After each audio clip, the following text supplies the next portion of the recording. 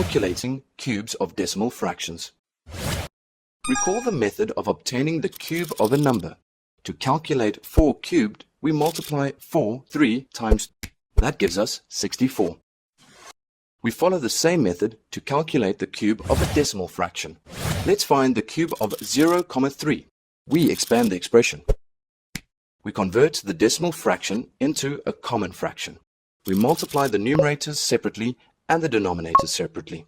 That gives us 27 thousandths. We convert the common fraction into a decimal fraction. Tip: observe that the answer has 3 decimal places, which matches the total number of decimal places in the numbers being multiplied.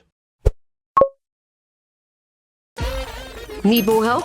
Subscribe to our channel. Can't wait that long? Ask Maskly to help you and let the math finally start mathing.